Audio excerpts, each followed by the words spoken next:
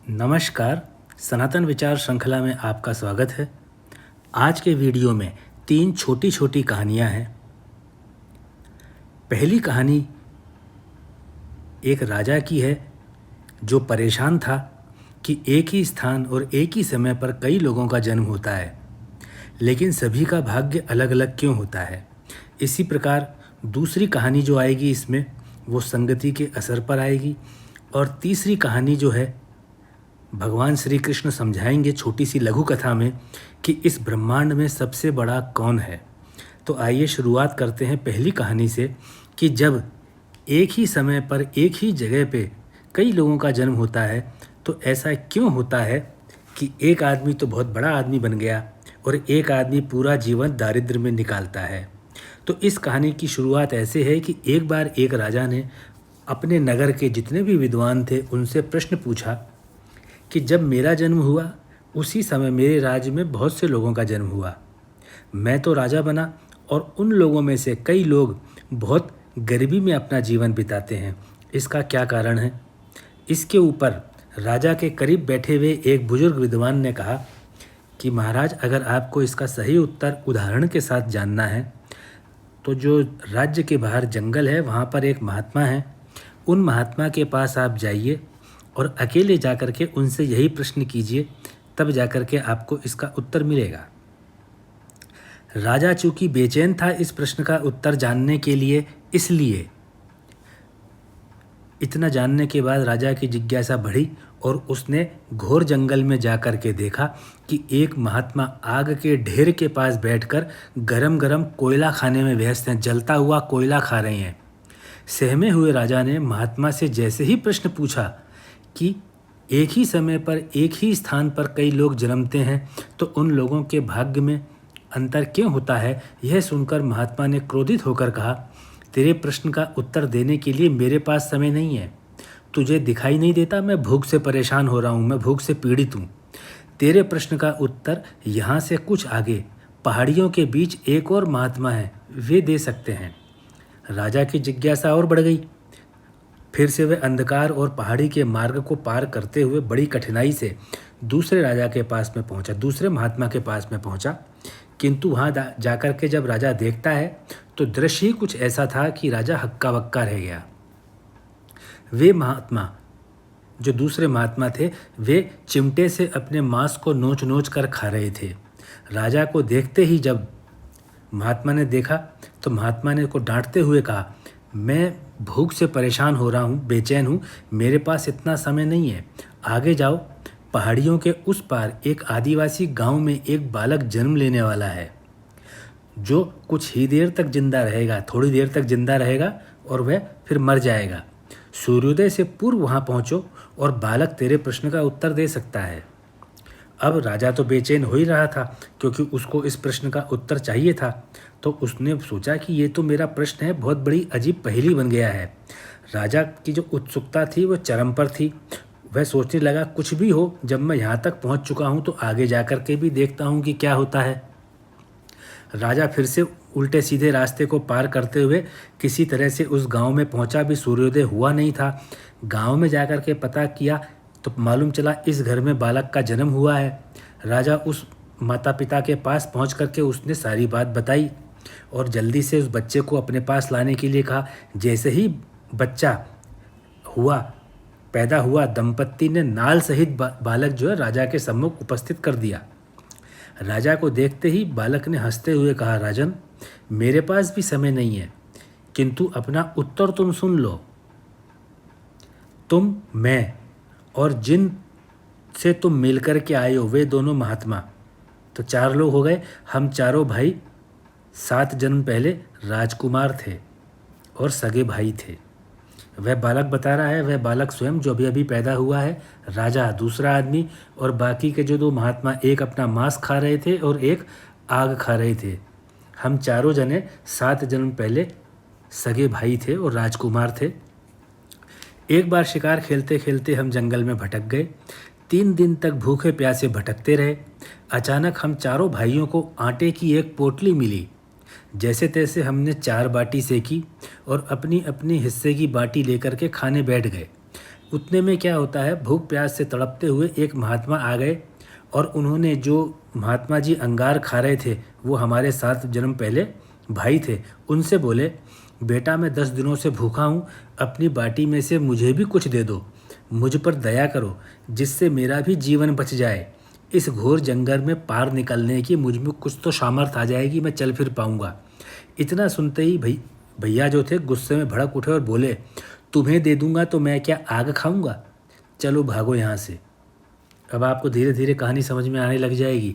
वे महात्मा जी इस समय आग खा रहे थे और 7 जन्म पहले उन्होंने महात्मा जी से ऐसा बोला कि यहाँ से भाग जाओ, अपनी बाटी में से हिस्सा तुम्हें दे दूंगा तो मैं क्या आग खाऊंगा। वे महात्मा जी फिर मांस खाने वाले भैया के पास गए, क्योंकि जो भी मांस खा रहे थे महात्मा जी 7 जन्म पहले इनके भाई थे। उनसे भी महात्मा जी ने ऐसा ही कहा कि मुझे थोड़ा सा खाने में हिस्सा दे दो, किंतु उन भैया ने भी जो महात्मा है उनसे गुस्से में आकर के कहा कि बड़ी मुश्किल से ये बाटी जो मुझे मिली है तुम्हें दे दूंगा तो मैं क्या अपना मांस नोच करके खाऊंगा।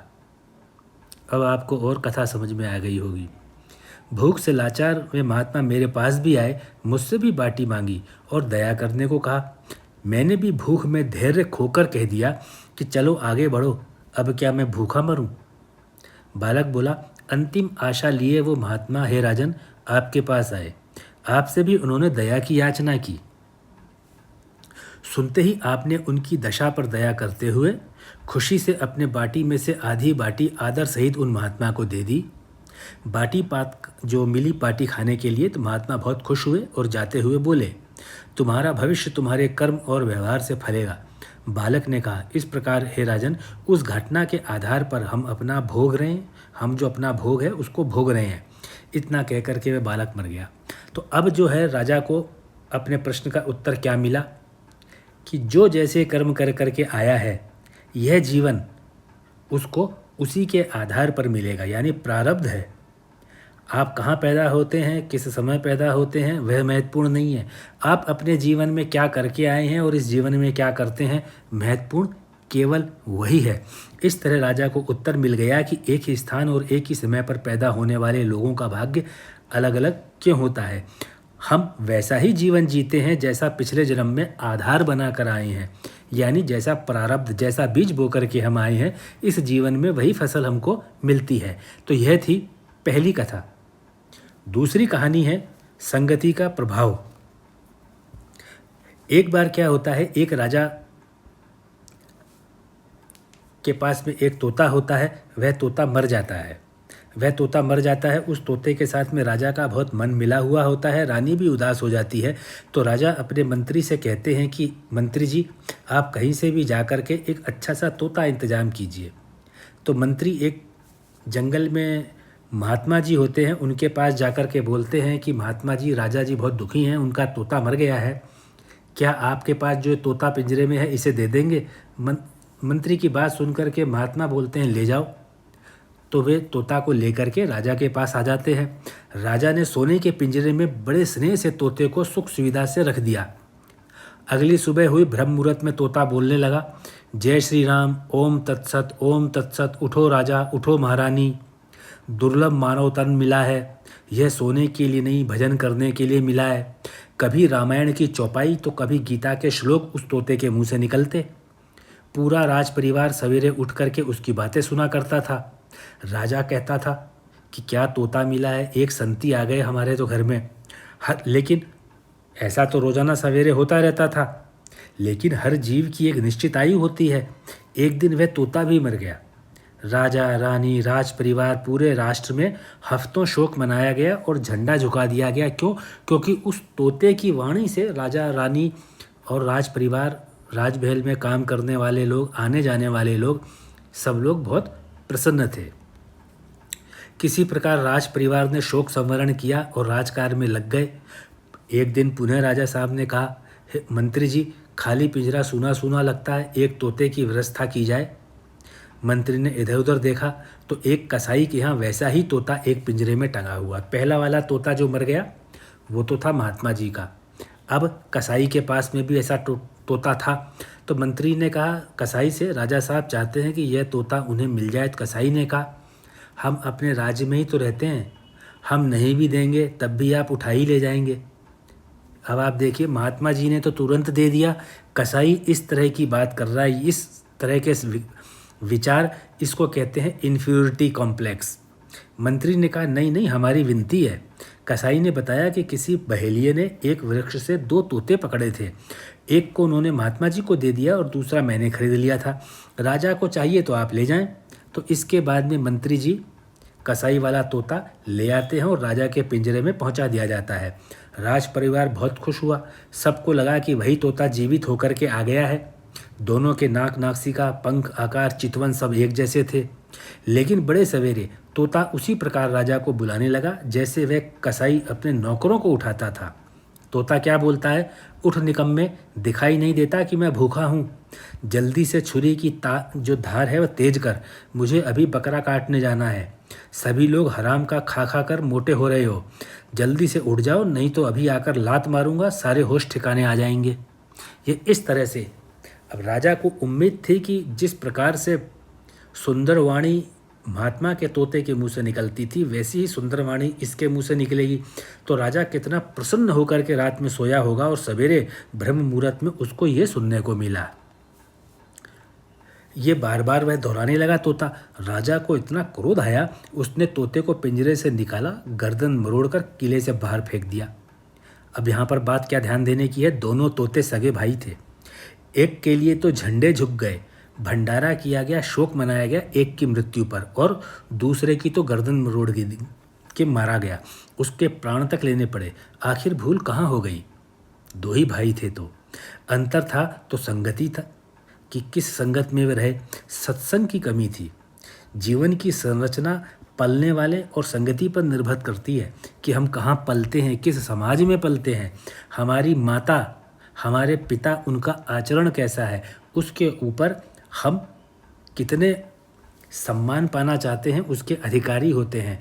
किस प्रकार की संगति परिवार की है, हमारे परिवार में हमारे माता पिता और हम किन लोगों के बीच में बैठते हैं, वैसे ही आचार व्यवहार हमारे परिवार में आता है। तो उसी प्रकार से बच्चों का, परिवार के लोगों का भाग्य निर्माण होता है, जीवन का निर्माण होता है। यह दूसरी कहानी थी, संगति का प्रभाव। तीसरी एक छोटी सी कहानी है कि इस ब्रह्मांड में सबसे बड़ा कौन है। एक बार उपवन में टहलते समय अर्जुन, जो कि सखा थे भगवान श्री कृष्ण के, उनसे उन्होंने पूछ लिया कि प्रभु आप ये बताइए कि विश्व के अंदर सबसे बड़ा कौन है।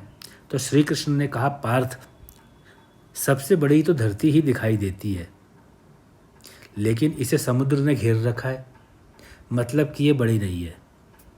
समुद्र को भी बड़ा नहीं कहा जा सकता क्योंकि इसे तो अगस्त्य ऋषि ने पी लिया था, इसका मतलब अगस्त्य ऋषि बड़े हैं। पर वे भी एक आकाश के कोने में चमक रहे हैं, इसका मतलब आकाश बड़ा है, अगस्त्य ऋषि बड़े नहीं है। पर इस आकाश को भी मेरे वामन अवतार ने अपने एक पग में नाप लिया था, इसका मतलब सबसे बड़ा मैं ही हूँ।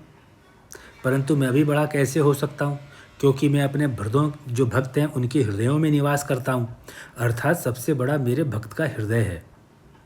लेकिन हृदय कैसे बड़ा हुआ, इसका भी तो एक कारण जानना चाहिए। लेकिन वह सबसे बड़ा हुआ, कैसे बड़ा हुआ, उसका तो उत्तर श्री कृष्ण भगवान आगे अभी आप सुनेंगे। लेकिन वह सबसे बड़ा हुआ क्योंकि भक्त के हृदय में करुणा होती है, दया होती है, परोपकार होता है, संवेदनशीलता होती है, आत्म संयम जन्म लेकर के रहता है। क्योंकि भक्त जब ईश्वर की भक्ति में रखता है तो उसके अंदर आत्म संयम का जन्म होता है, उसमें अनुराग होता है, आत्म संतुष्टि होती है, वैराग्य होता है, और इन सभी के साथ साथ बहुत से गुण होते हैं।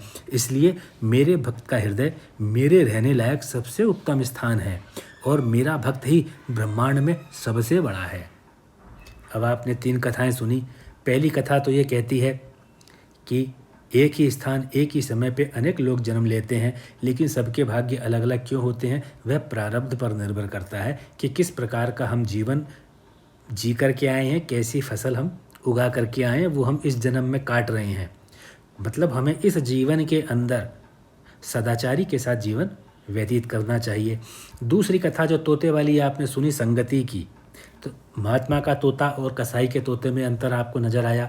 यानी कि हम किस प्रकार का सम्मान इस जीवन के अंदर, जो हमने प्रारब्ध रचा उसका तो हमने जीवन पा लिया, अब इस जीवन के अंदर वो जैसा भी मिला है हम किस प्रकार का आचरण करें कि हमको इस जीवन में शांति और सम्मान मिले। तो हम किन लोगों के बीच उठते बैठते हैं, किस प्रकार की पत्र पत्रिकाएं पढ़ते हैं, किस प्रकार का आचरण हम सीखते हैं, ये इस पर निर्भर करता है। बहुत कुछ हमारे माता पिता के आचरण पर, उनके व्यवहार पर, उनकी मित्र मंडली पर भी निर्भर करता है। लेकिन हमारा आचरण बिल्कुल मुक्त होना चाहिए ऐसा भी नहीं है, बहुत कुछ हम भी बना सकते हैं।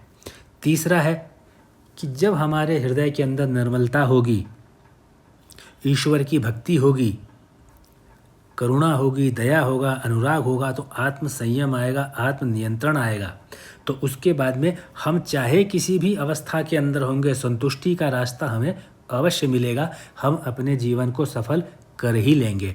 तो ये 3 कथाएं बताती हैं कि प्रारब्ध कुछ भी रहा हो, संगति भी हमको अगर ज्ञान अच्छा ना मिल पाया हो तो भी प्रयास करें अच्छे से अच्छे आचरण को अपनाने की, और हृदय के अंदर ईश्वर की भक्ति की एक छोटी सी लौ जगाने की। वह उचित वातावरण मिलने से वह लौ जो है वो हमारे अंदर से इतनी तेज प्रज्वलित होगी कि सीधे ईश्वर तक उसका प्रकाश जाएगा और हमारी आत्मा का परमात्मा के साथ में पूर्ण संयोजन हो जाएगा। तो इस प्रकार का जो वीडियो मैंने आपकी सेवा में प्रस्तुत किया, 2-3 दिन के प्रयत्न के साथ में प्रस्तुत किया, मैं आशा करूंगा कि अगर ये वीडियो आपको पसंद आएगा तो आप अपने मित्रों से, रिश्तेदारों से, सहयोगियों से इसकी विचार को रखेंगे, इसकी मूल भावना को रखेंगे और जीवन में आप भी इसकी मूल भावना को अपनाने का प्रयास करेंगे। वर्तमान में जो आपने अपना बहुमूल्य समय इस वीडियो को देखने और सुनने में दिया, उसके लिए मैं आपका आभारी हूँ और आपको बहुत बहुत धन्यवाद देता हूँ।